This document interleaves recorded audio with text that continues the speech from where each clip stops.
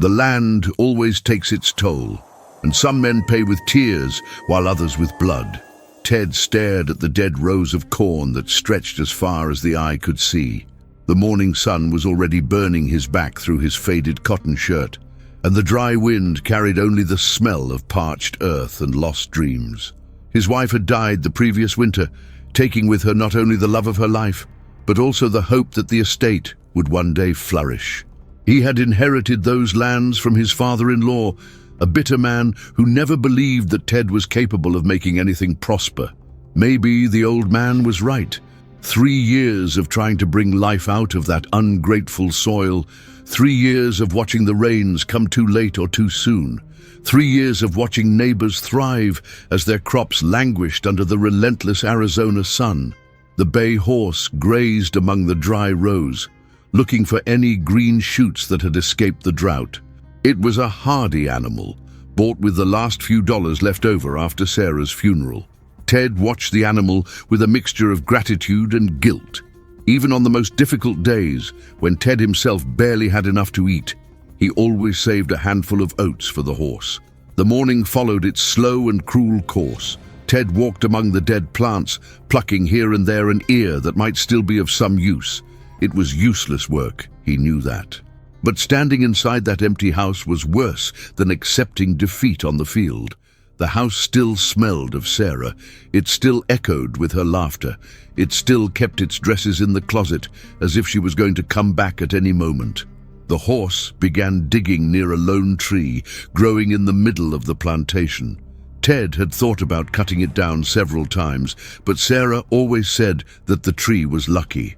Now, seeing the animal scratch the earth insistently, Ted wondered if his wife wasn't trying to tell him something on the other side. The sun rose in the sky like a molten gold coin, and the heat began to become unbearable. Ted wiped the sweat from his forehead with the back of his hand and decided it was time to go home. But the horse kept digging, more and more agitated, as if it had found something important buried there. Ted approached the tree, curious despite his fatigue. The animal had dug a considerable hole, and something glowed deep in the dark earth. For a moment, Ted thought it was just rocks or roots reflecting the sunlight. But when he bent down to get a better look, his heart raced. They were not stones. They were gold coins. Ted's hands trembled as he picked up the first coin. It was heavy and genuine, with the unmistakable brilliance of pure gold. Soon he found another, then a whole handful. The horse kept digging, as if he knew there was more treasure waiting to be discovered. Ted looked around, checking to see if anyone was watching. The nearest property was miles away, and the dirt road that passed in front of his house rarely saw movement other than coyotes and snakes. Even so, a chill went up his spine. Gold buried in the middle of nowhere usually meant trouble. And in Arizona, trouble often arrived mounted and armed. But the coins kept appearing, one after the other, as if the earth was giving back all that it had taken from it in recent years. Ted counted 20, then 30, then stopped counting and just kept digging. His hands were bruised on the rocks. His knees ached against the hard ground, but he couldn't stop. When the sun reached mid-heaven, Ted had before him more gold than he had ever dreamed he had. Enough coins to buy a new farm, to start a new life elsewhere, to forget the ghosts that haunted that cursed land. But something in the back of his mind bothered him. Gold doesn't appear out of nowhere, especially not buried so carefully under a tree in the middle of a failed cornfield. Someone had put it there, and that someone could come back for it at any time. Greed tastes the same anywhere in the world, but in the desert, it burns its throat like cheap whiskey. Ted spent the entire afternoon transferring the coins into old burlap sacks he found in the barn. Every move was calculated, every over-the-shoulder glance was necessary. Gold weighed heavily in his hands as promises and threats at the same time. She stored everything in the basement of the house under loose boards that Sarah used to hide the few dollars they managed to save. The night brought little rest. Ted tossed and turned in bed, listening to every sound of the wind, every moan of the old wood in the house. Every shadow that danced on the wall seemed to carry the silhouette of an armed man. Every gust of wind sounded like horses' hooves approaching in the darkness. By the time the sun rose, Ted had been up for hours. He brewed strong black coffee, as Sarah used to do, and went out to feed the horse. The animal greeted him with a low neigh, as if he understood that something had changed between them. Ted stroked the animal's snout with genuine gratitude. Without that stubborn horse, he would never have found the treasure. That's when he saw the dust on the horizon. 3 knights were approaching down the dirt road, still too far away for Ted to make out their faces, but close enough to make his stomach tighten. Visitors were rare in those parts and rarely brought good news.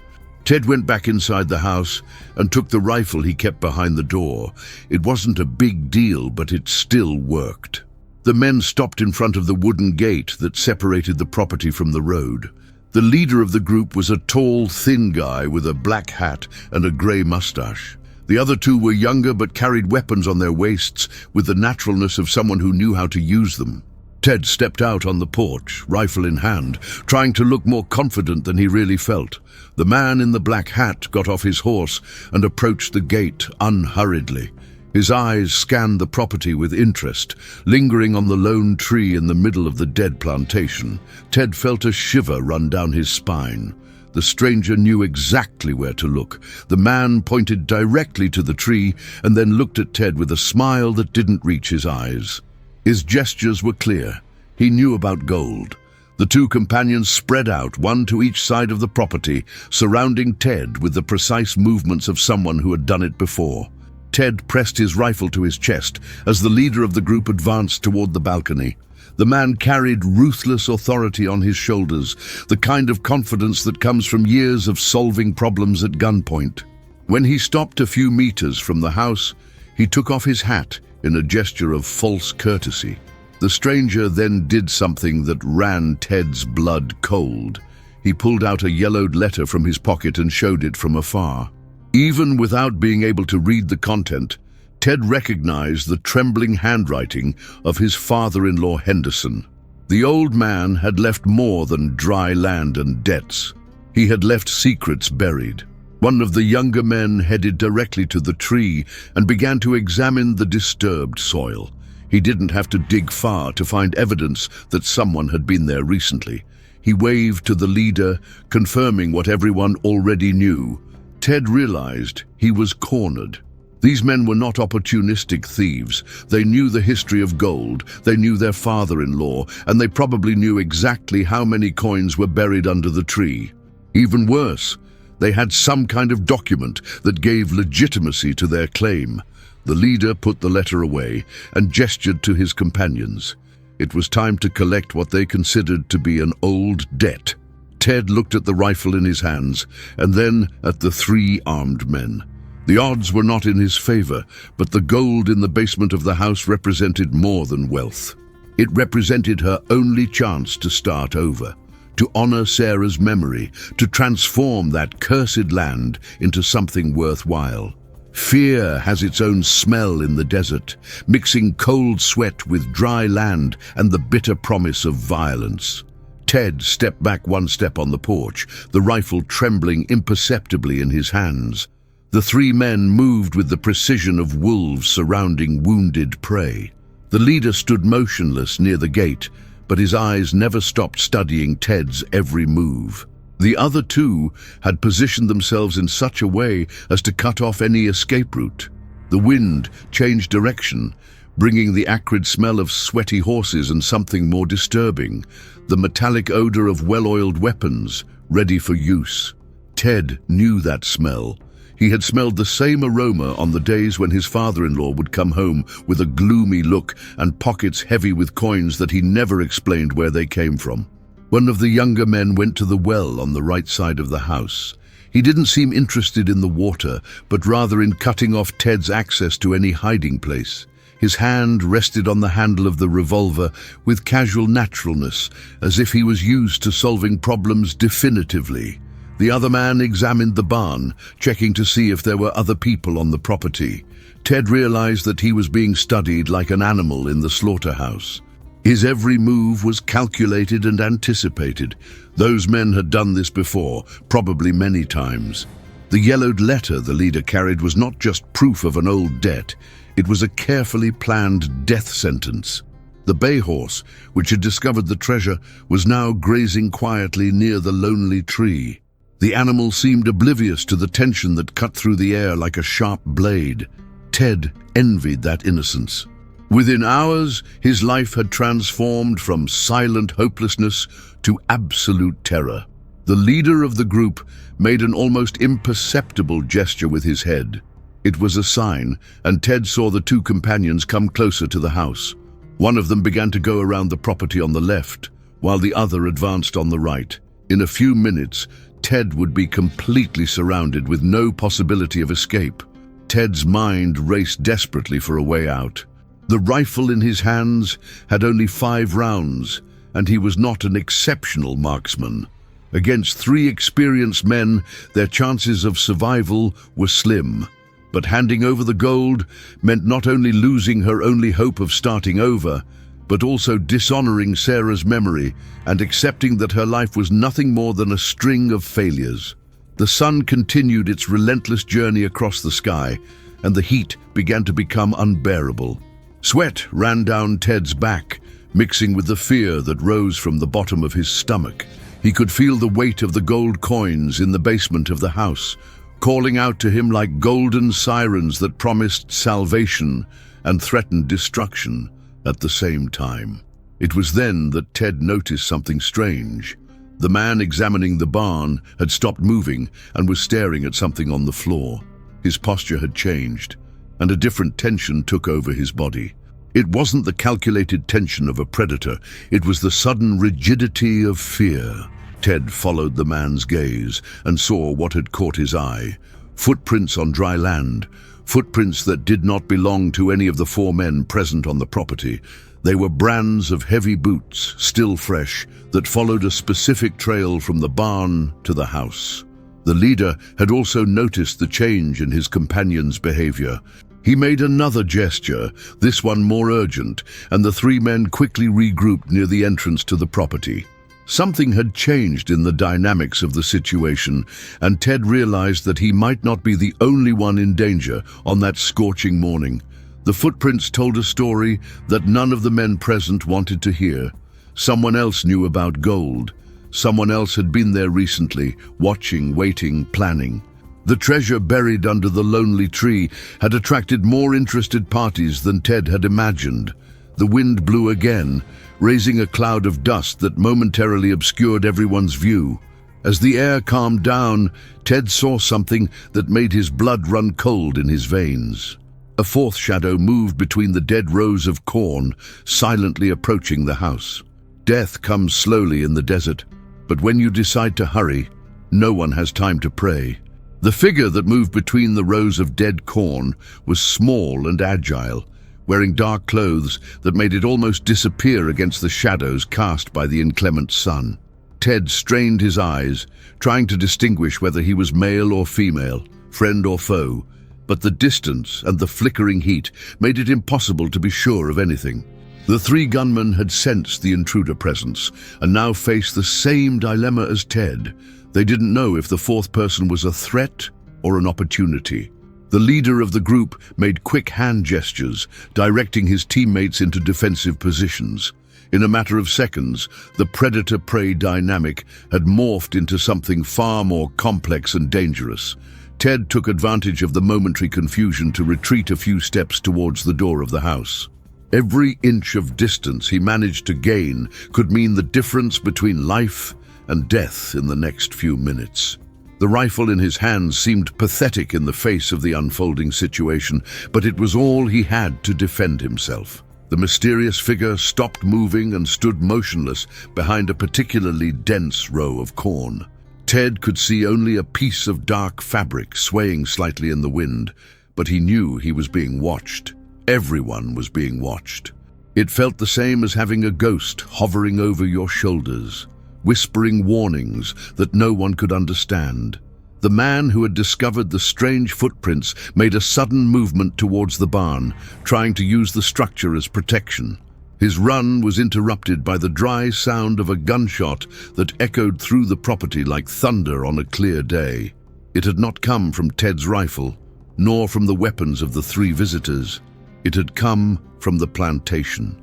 The man fell to his knees, clutching his right shoulder as blood flowed between his fingers. He was not dead, but he also no longer posed an immediate threat.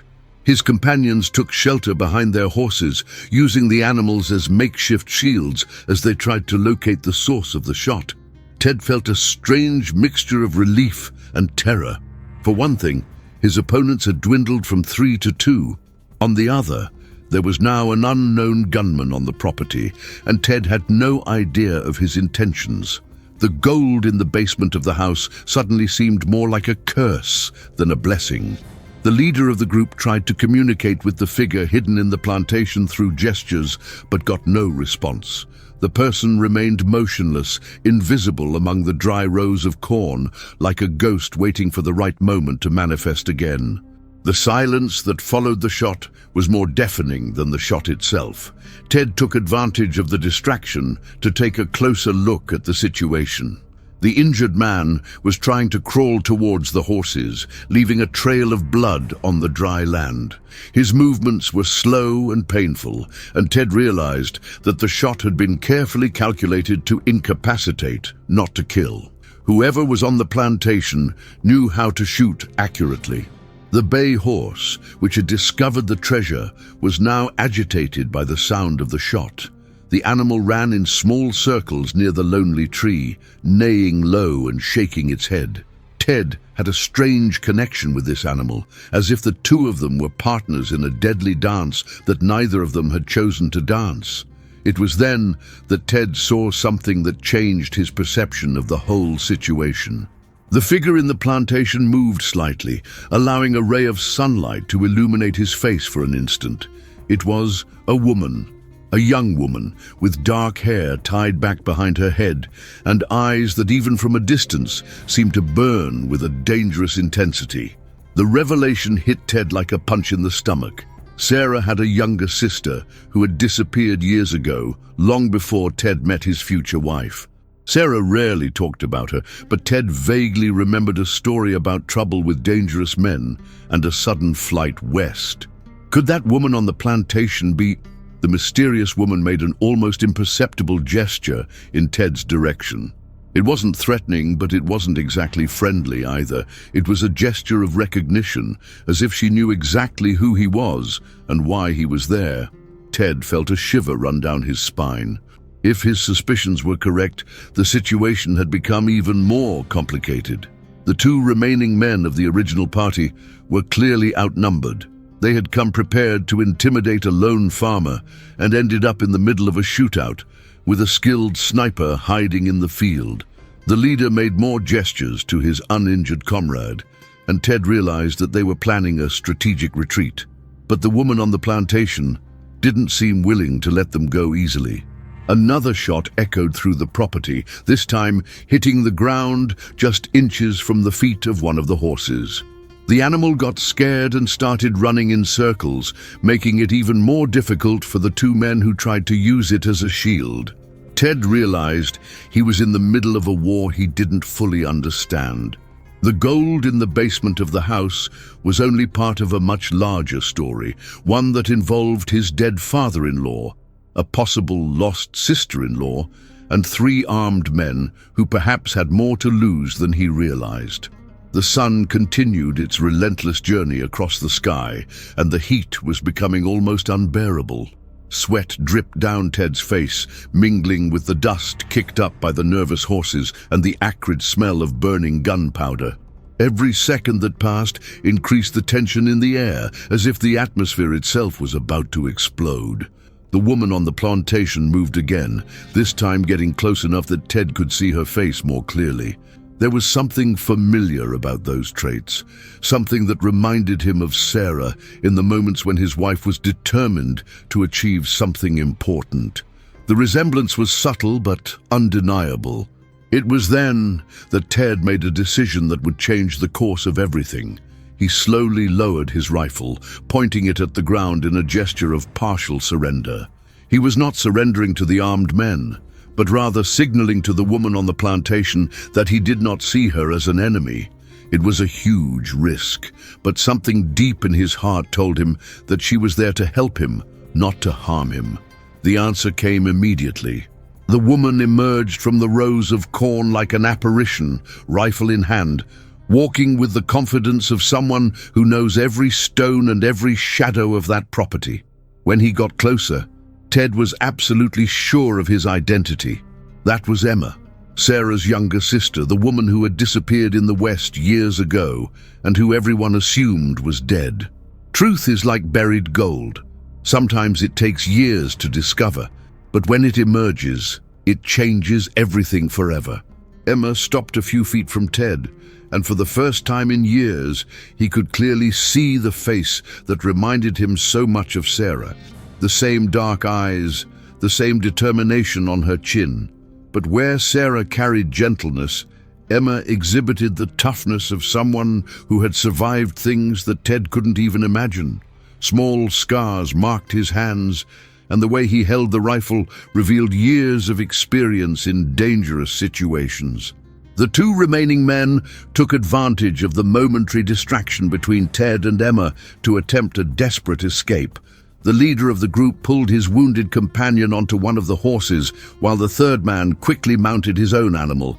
But Emma had anticipated the move. Unhurriedly, she raised her rifle and fired once more. The shot did not hit any of the men, but the bridle of the horse that carried the wounded man. The animal stalled sharply, throwing both men to the dusty ground. The leader rolled over and managed to get up, but the injured man was down, moaning softly as he held his injured shoulder. Emma then did something that surprised Ted. He walked calmly to where the wounded man was and knelt beside him. His hands moved with medical precision, examining the wound and tearing off part of his own shirt to make a makeshift bandage. There was no mercy in his gestures, but there was no cruelty either. It was pure efficiency, as if she had done it many times before. The leader of the group remained standing, but his hands were far from the gun. He looked at Emma with a mixture of respect and fear that intrigued Ted. There was history between them, a story that probably explained a lot about the buried gold and the secrets of father-in-law Henderson. Emma finished tending to the wound and slowly stood up. She walked over to Ted, stopping so close that he could see the small wrinkles around her eyes, marks left by years of staring at the horizon for danger. When she finally opened her mouth, her voice was hoarse but firm, charged with emotions that she had kept stored for too long. She told him, in a few direct words, the true history of gold. Henderson had not only been an unlucky farmer. Years ago, he had been involved with smugglers who transported stolen gold across the border. Emma had discovered her father's dirty dealings and tried to confront him, but was eventually forced to flee when Henderson's partners threatened to kill her. Sarah never knew the truth about her father.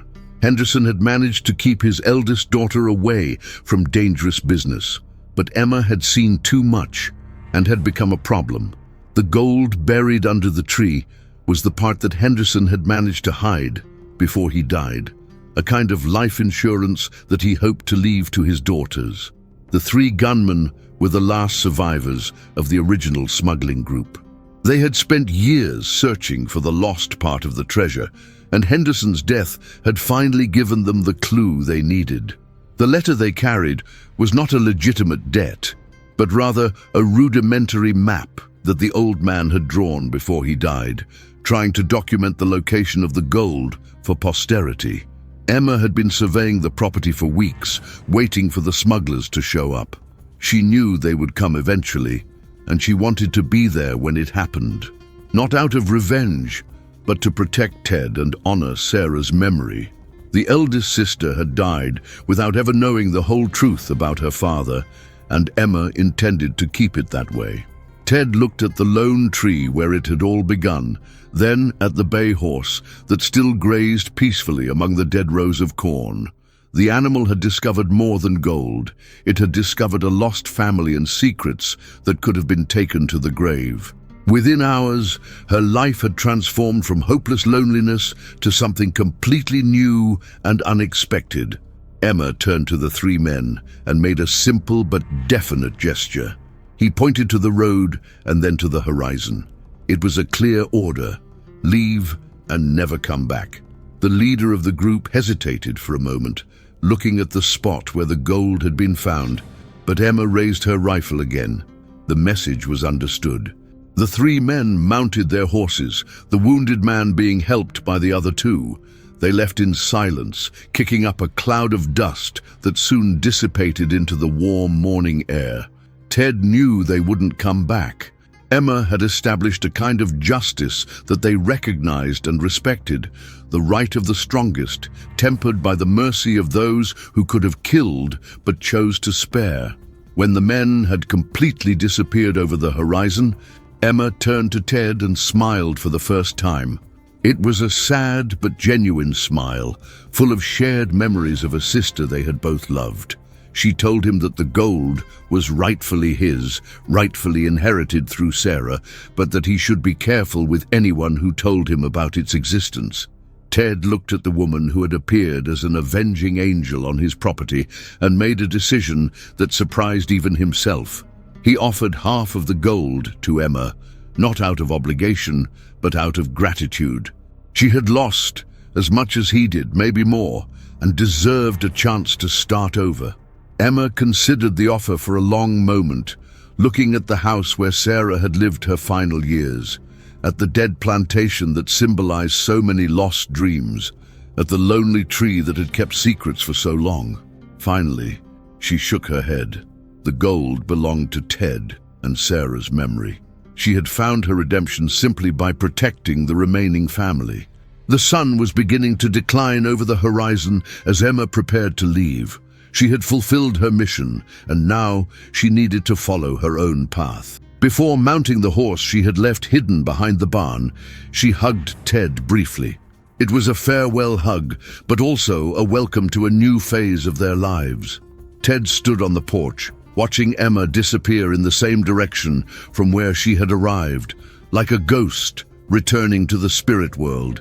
The bay horse approached him, looking for affection, and Ted stroked the animal's snout with infinite gratitude.